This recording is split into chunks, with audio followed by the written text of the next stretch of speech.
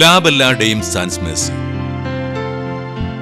എന്ന് പറഞ്ഞാൽ ഒറ്റ വാക്കിൽ ദയയില്ലാത്ത സുന്ദരി എന്ന് പറയാം.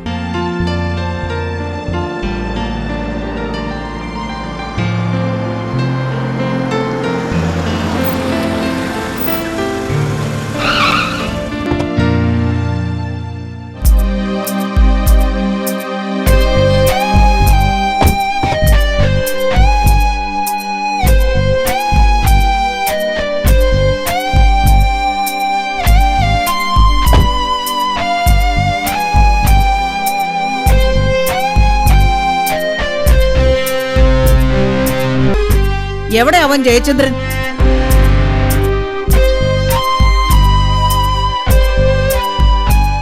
ഇതാണ് ക്ലാസ്.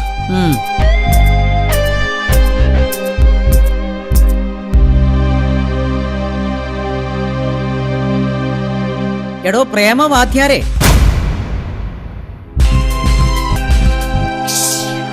തനിക്കെന്നെ മനസ്സിലായോ? ഞാനാ ഭാഗീരഥി, ചന്ദ്രോത്ത് ഭാഗീരഥി. നിങ്ങൾക്ക് എന്ത് വേണം? ഇതൊരു ക്ലാസ് റൂമാണ്. എന്നോട് എന്തെങ്കിലും സംസാരിക്കാനുണ്ടെങ്കിൽ അത് പുറത്തു വെച്ചാവാം. ഞാൻ എവിടെ ഒന്ന് സംസാരിക്കണം തീരുമാനിക്കുന്നത് നീയല്ല, ഞാനാണ്. പുറത്തു വച്ചല്ല, ഇതിനകത്ത് വെച്ച് വേണം എനിക്ക് നിന്നോട് സംസാരിക്കാൻ. ദേ, നിന്റെ ഈ കുട്ടികളുടെ മുമ്പിൽ വെച്ച്.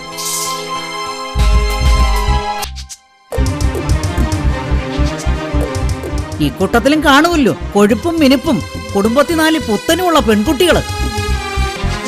അതെ, നിങ്ങൾക്കറിയാവോ പിള്ളാരെ, നിങ്ങളുടെ ഈ സാറിന്റെ തനി കൊണം വലിയ വീട്ടിലെ പെൺപിള്ളാരെ കണ്ണും കലാശവും കാണിച്ച് മയക്കെടുക്കുന്ന ജാലവിദ്യക്കാരനാ ഇവൻ. പിന്നെ ഭാവി ജീവിതം എളുപ്പമായല്ലോ. എഞ്ചോടിയും പുസ്തകം കൊണ്ട് ഇങ്ങനെ പാറിൽ കൊളയന്റെ തിണ്ണ നിരം കണ്ടല്ലോ. ചുമ്മാ മഴയും കണ്ട് വീട്ടിന്റെ ഇറയത്ത് ചാരുകസേല ഇങ്ങനെ മലർന്ന് കിടന്നാ മതിയല്ലോ.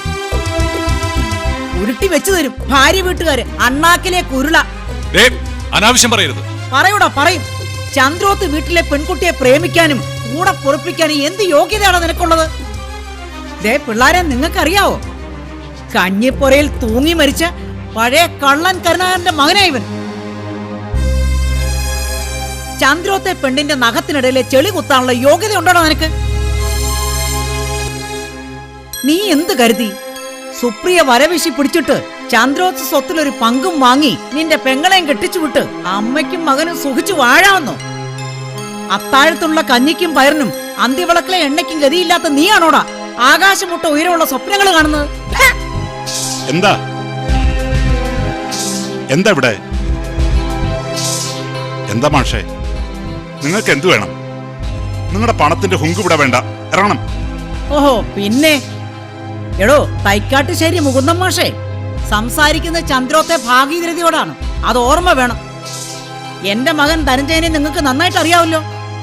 അവൻ ഇവിടേക്ക് വന്നാ തിരിച്ചു പോകുമ്പം അവന്റെ ലോറിക്കകത്തായിരിക്കും തന്റെ ഈ പാരലൽ കോളേജ്. നിന്നോടൊരു വിശേഷം പറയാനാ വന്നത്, ക്ഷണിക്കാനും.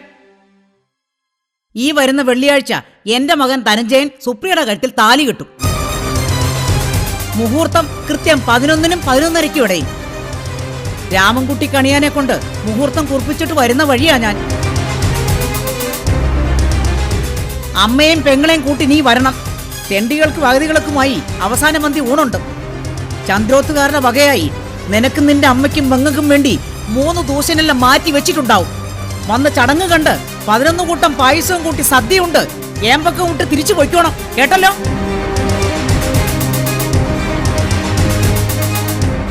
അതല്ല, ചന്ദ്രോത്തെ പെണ്ണിനെ സ്വന്തമാക്കാനാണ് നിന്റെ പുറപ്പാടെങ്കിൽ അമ്മയോട് മോൻ പറയണം തെക്ക് വശത്തെ മാവ് വെട്ടാൻ ആളെ ഏർപ്പാടാക്കാൻ.